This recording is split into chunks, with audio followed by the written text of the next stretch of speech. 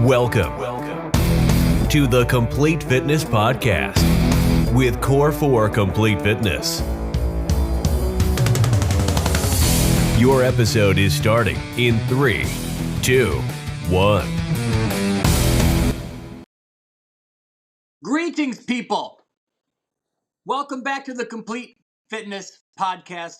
Hopefully your retinas are not burned out of your skulls from the eclipse yesterday. And if they are, then you can listen to us for free on Audible, iTunes, Spotify, all those things. So we got you covered if you have sight or if it was burned off by the sun. We got you back. There you go.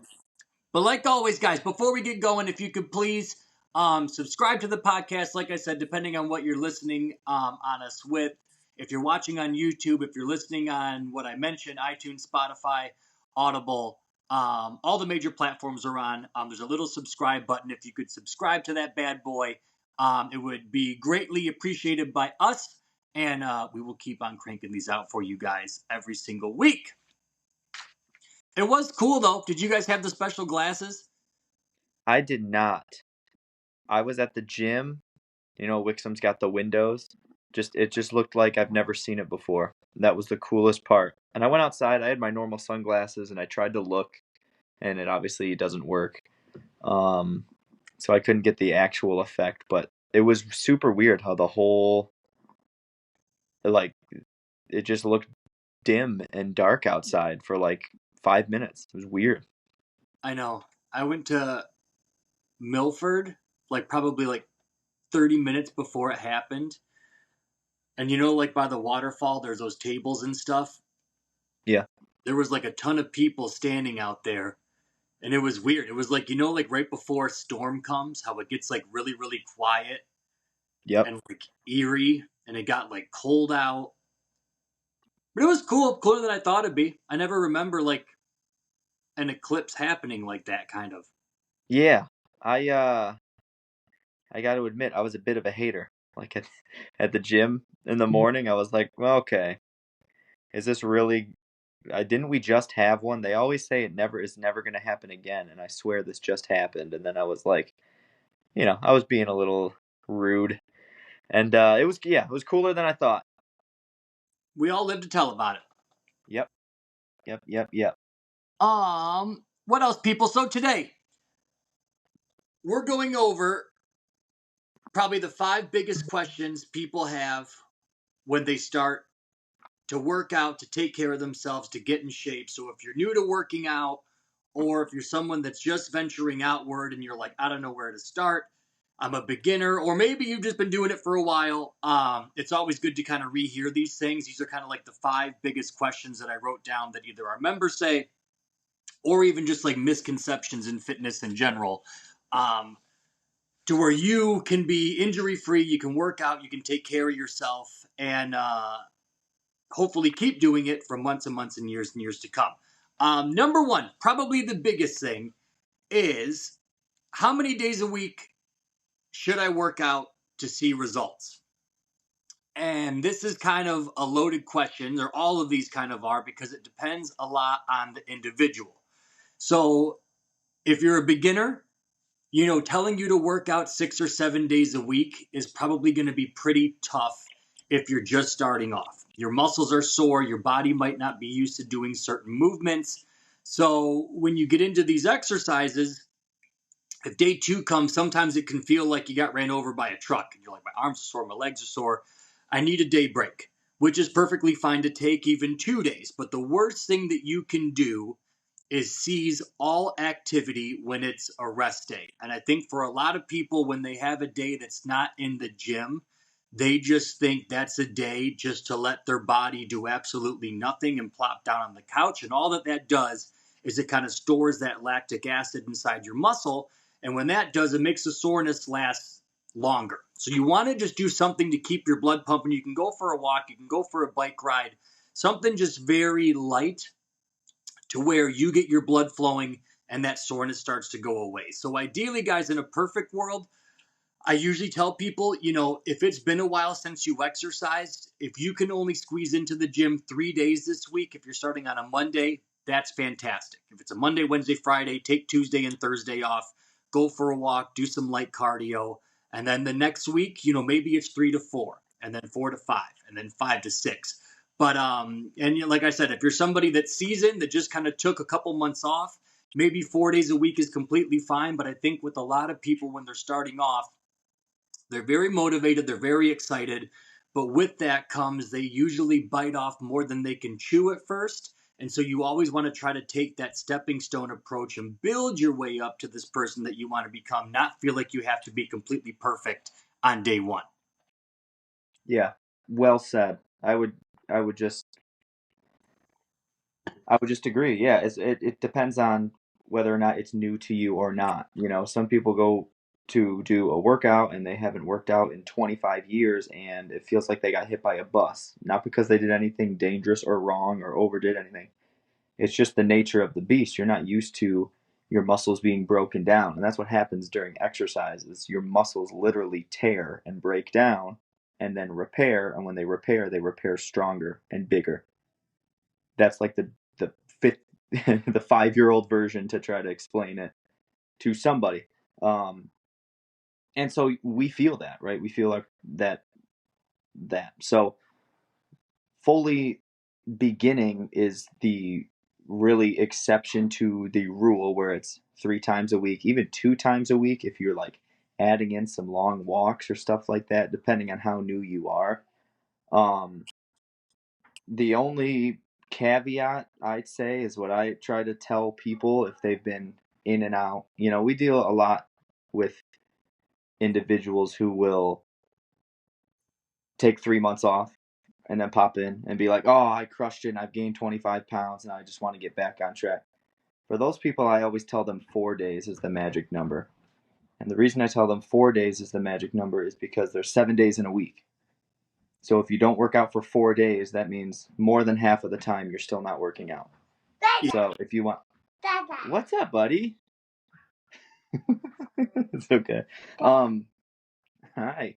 Charlie Brown shirt on. So 4 days, 7 days in a week, if you want to be somebody that adds into fitness and you want to be somebody who is a regular person who works out regularly, has fitness in their lifestyle, I think 4 days is good, right? That's over half. And then as you get more into it, then that can climb to 5. And, depend on how hardcore you get or what your goals are and blah, blah, blah, blah, blah. It can go up, even further. Agreed. And this kind of piggybacks into the next question is, how long should I work out for? Is there like a magic time frame that I should be spending working out? And for a lot of us, everybody kind of has this magic number where they have to be in the gym for an hour. I don't know where it came from.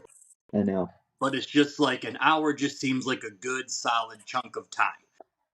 But again, that time frame is reflective on the type of workout that you're doing, if you're a beginner or not, if it's something that you've been doing over and over, and it depends on the style that you're working out as. So if you're somebody that, let's say, is working out like crazy, this isn't new to you,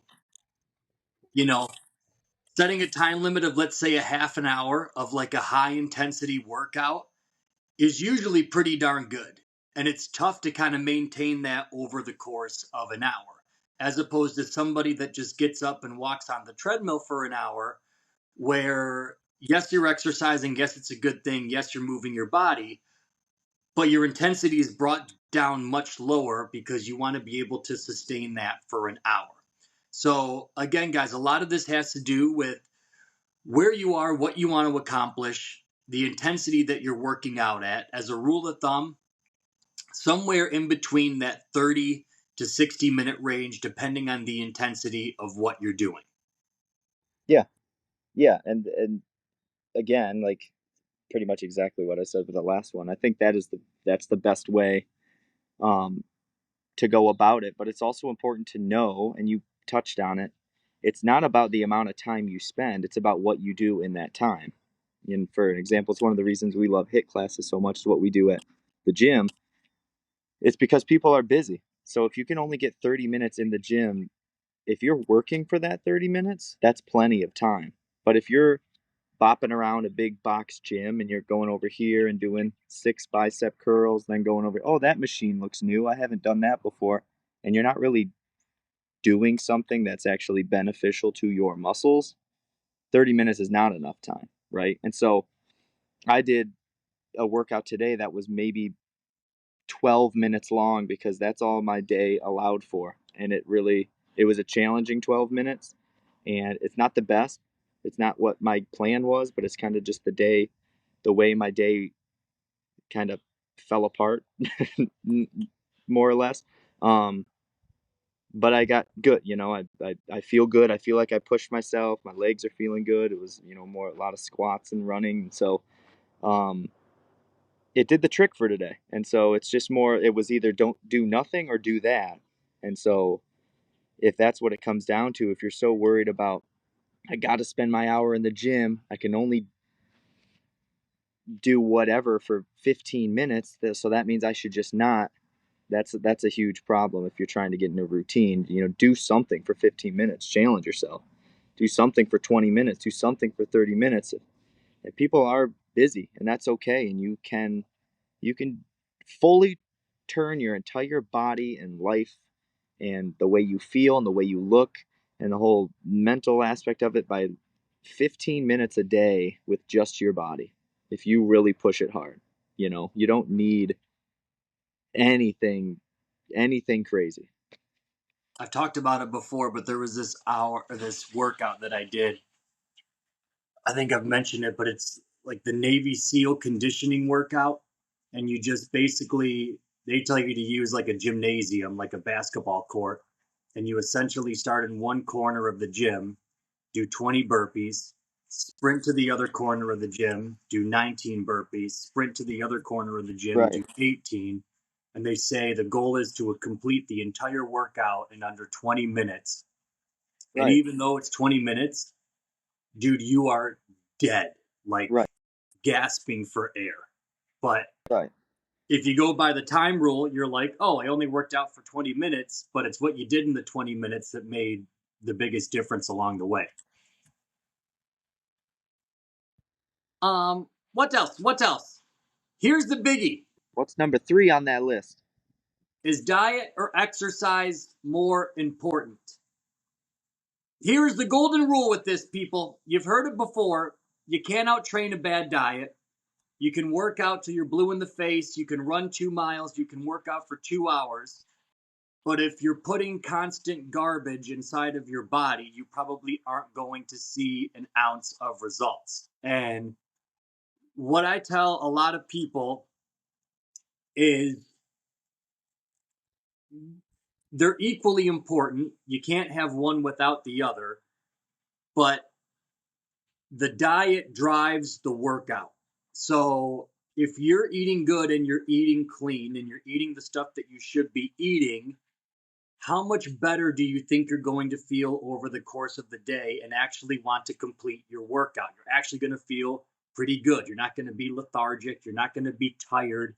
You're not going to be exhausted. You're not going to have these peaks and valleys. But if you think, okay, I'm just going to grip it and rip it in the gym and eat whatever I want, eventually the wheels are going to fall off the wagon because you're not giving your body what it needs to actually, like you said, rest, recover, recuperate, and actually get stronger. So, in terms of which one is more important, think of it, they both kind of piggyback into each other. You want to have a healthy balance, just like we said with working out. You don't have to work out 7 days a week, these absolutely grueling workouts. If you need to give yourself a rest day once or twice a week and go for a walk, that's fine. Kind of the same thing with nutrition. You don't want to fit yourself into this box for the rest of your life. You're going to have a Friday where it's pizza night, or we have a wedding on Saturday, and you're going to have these occasions. But if you're doing the things over the rest of the period of the week, that's what's more important. Just like you said with the 4 day a week thing, you want to make sure that everything is leaning into the healthy side as opposed to the other way around. Right. Yeah, that's a really good way to put it. It's kind of interesting, if you're somebody who really struggles with staying consistent um in the gym and you dread your workouts every day, which is, you know, I have weeks where working out is like the most feels like the most in the way thing. when it's just like, God, I just don't. If I just didn't work out today, my day would feel much more manageable. Yada yada yada.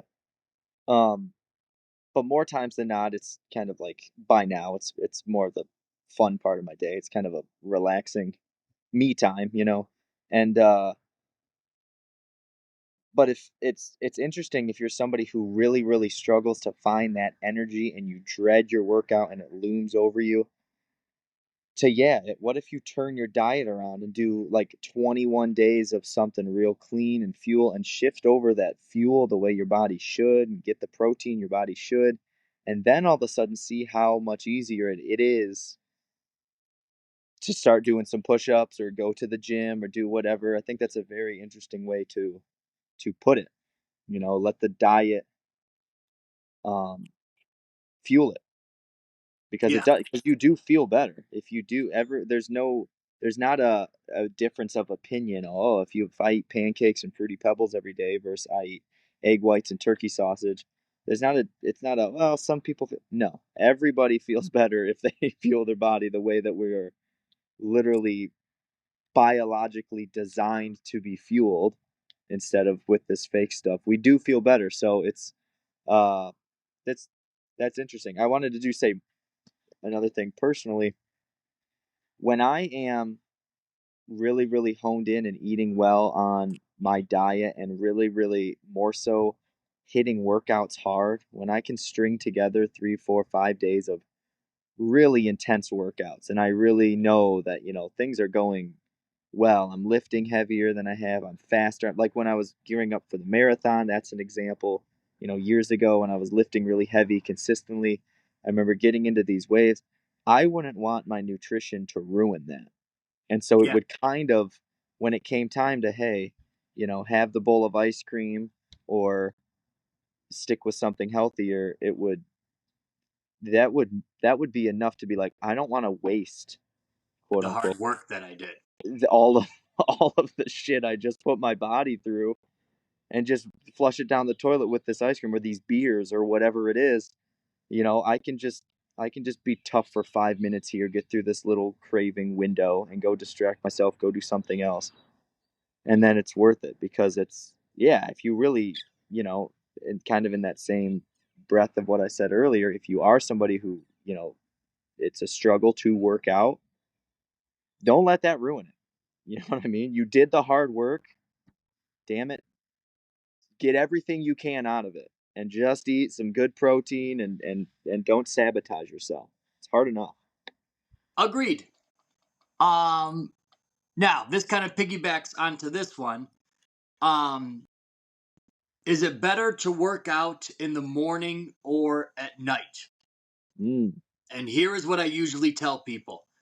If you're a morning person, if you just naturally get up and you have energy, don't force yourself to work out at night and vice versa. If you're somebody that kind of like perks up around 4 or 5 o'clock, don't necessarily try to make yourself work out first thing in the morning. Not to say you're not going to have the days where you're like, okay, I got to get in this workout at this time.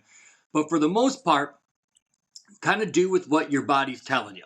As long as you get the workout in, that's usually the most important part. But where people end up falling off is they kind of do the square peg round hole analogy, and they're like, I hate working out in the morning, but I know that I got to do it, so I'm going to start doing this. And then 2 or 3 weeks in, they're like, I just can't stick to this routine, I'm completely whooped, or I work a weird shift and my hours are crazy.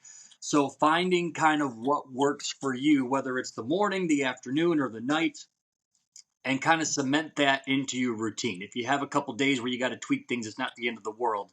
But for a lot of us, we, especially starting off, we try to find the quickest way to get there possible, instead of saying, what am I going to be able to do the longest? yeah, and that's that last thing you said. That's the golden rule. It's all about longevity. It's what are you going to keep doing. So that's why it's person to person. Um, and so that's what drives me nuts is all of the information online. It's a double edged sword because it's great to have, but also you see all the studies about working out when fasted and do this stuff, and so now all of a sudden this random middle-aged mom who hasn't worked out in 10 years is just like, well, there's no point to work out unless I do it at 5 in the morning because that's when I'm fasted. It's like, no, that's like, this is very advanced technical stuff. Technically, blah, blah, blah, blah, blah. If you're going to find something that's working, your body doesn't care what time of the day it is. Your muscles don't care what time of the day it is. Focus on what is going to adhere to your life. And yeah, I'm just repeating what you said. Any time of day works. If you do it, it's just not doing it. The wrong answer is not doing it. Yeah.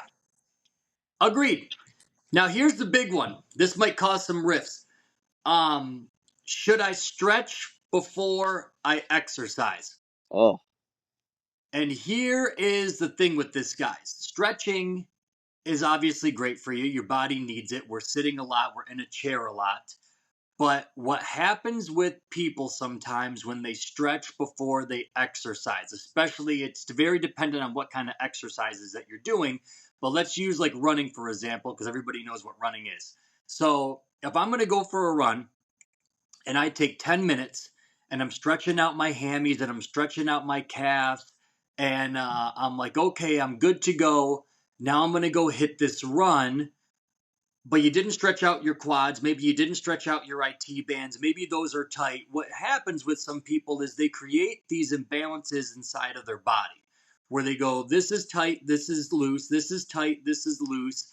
And then for some people, you can actually be more prone to injury because now you've created these loose points, these tight points that haven't been worked out.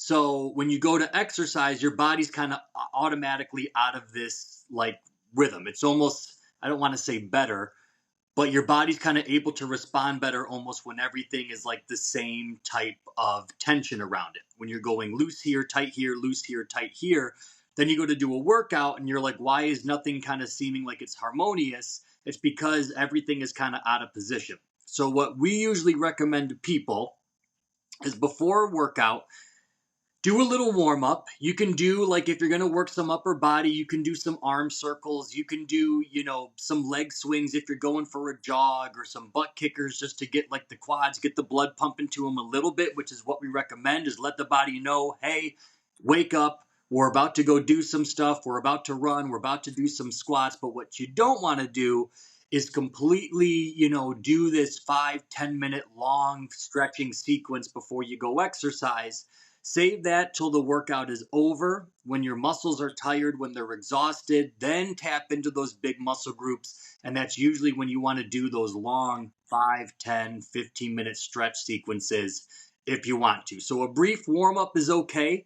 If it's mild, if you're just getting the blood pumping to those areas that you're going to be working, completely fine. But try not to go into these big, huge breakdown stretching sequences before you do multifunctional, multi-muscle movements. So that way everything is kind of working together at the same pace. And then when the muscles are exhausted, then focus on that period where you can really get deep down inside of them since the workout's over. Yeah, I've always been a active warm up believer. I mean, that's what works the best. So, like in that example, if you're gonna run, maybe you do some squats, maybe you do some jump squats, maybe you jog up and down the driveway a little bit, shake out your legs, and then get moving. It's not so much the and and and you're also like in the running example, you're not starting, at least you shouldn't be starting at just full speed. You know what I mean? So you're gonna have that kind of gearing up time, and like we'll do it at the gym, lower body day, we make sure we're doing some squats or some lunges or some leg swings or jogging in place or jumping jacks. It's important to move. I don't want it to sound like we're saying stretching is bad for you. Don't warm up at all. No, you should warm up, but I think the confusion is some people will just, like you said, do some hamstring stretches for 10 seconds and then just run out their door. And it's like you can theoretically make things worse for you, and not actually benefit you, when what would be better for you is spending half of the amount of time but moving a little more and focusing more so on just waking up the whole entire leg, for example, in this run example, or whatever, this whole entire body part, and then use the first beginning parts of the workout as your warm-up without even knowing it. Like we'll Yeah. do we'll do 4 times around the room, for example, at the gym or whatever the round is, Tabata, 8 rounds, it's a popular way to work out. You feel way different on round 5 than you do round 1, and that's okay. Round 1, it shouldn't be shot out of a cannon. Round 1 should be, you're almost like, oh man, okay, my left knee's taking a little longer to wake up, or shit, my my quads are sore from yesterday. I just learned that, and after a couple rounds, then you get into it, then you can really hit it hard. Um, that's that's okay to do for sure. The goal is to kind of warm up the body, so to speak. Wake it up, warm it up. Like we were saying with running, like when I go for a jog, there's a dirt road by our house, and like I'll usually walk to the end of my block, like find the music that I want, and then I'll start to kind of get like a light jog going. And then once I feel, you can kind of like tap it, you almost give yourself this like audit where you're like, okay, my knees feel good, my joints feel good. Right. Now let's kind of set the pace that we're going to go at, and then Right. you're off to the races. But Right, and you can do it too. Like, don't not stretch out your hamstrings, or don't not stretch out your calves, but do it with also that stuff. Is I yeah, think the point. Like, don't just be like, oh, I'm going for a run. I got to spend 5 minutes on my calves, and I'll be 100% ready to rock. Like, spend whatever you want to do, spending, stretching, but also make sure you're doing the walking, the jogging, the couple squats, the jumps, the whatever you do to get, because once you're actively moving in a workout setting, you're things aren't always absolutely perfect, and then when there's imbalances, yeah, that's when weird things can happen, unfortunately. it's like starting your car. Just Like you want to heat it up, get the engine going, warm it up, and then you're like, okay, now we're ready to drive. That's Instead right. of just firing it up and trying to run it to 100 miles an hour. That's right. My car won't start. Yeah. Did it crash again? No, it's good now. But that Oh, just reminded me when you said that. it's what happens though. You let it sit for one day, your body does the same thing. Yeah. You come back in less than 24 hours and the damn thing doesn't start. Every dash light imaginable's on. The brake is jumping up and down. Chaos. What could you I'm do? glad it was an easy fix though. God, me too. We had a long guys weekend last weekend and we returned back and every truck wouldn't turn over.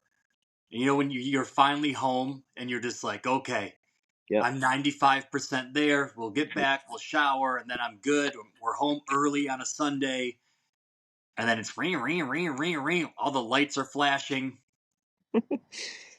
Yep. It's been a fun adventure with this here truck, but Only a few more years to go. right. It's the MO, though. It is what There's it is always with new cars. one last hurdle, no I know. matter what. That's the way it goes.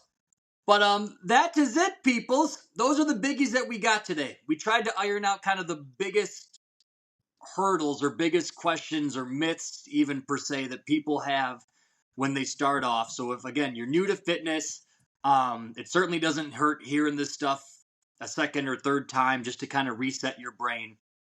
But hopefully you guys got some value out of this baby. And then, like always, guys, if you need help with anything at all, nutrition wise, head to core4supplements.com. We have pretty much everything under the sun. Whey protein, we got greens, we got pre workouts, we got fat burners, we got vegan protein if you don't like whey. Hydration, you guys name it, we got it. Again, that's core4supplements.com. If you guys are listening or watching the podcast and you use the code word podcast when you check out, you'll save 10% off of everything. And best of all, if you spend over $100, we'll ship it right to your door for free. So if you want to stock up on a couple things and have it delivered for free, you don't got to pay for shipping. If you spend over $100, and you'll still save 10% if you use the code word podcast at the checkout. But that is all, peoples. Wow. Enjoy the day. I like this. Enjoy the sunshine. This was a good one. This was a good one. Just moving through the 1, 2, 3, 4, 5. Good job. We got the biggies, the big 5. Good job. But that is all, peoples. Have a good rest of the month, and we'll see y'all next week. Bye-bye. Bye. Balloons. Balloons. There they are.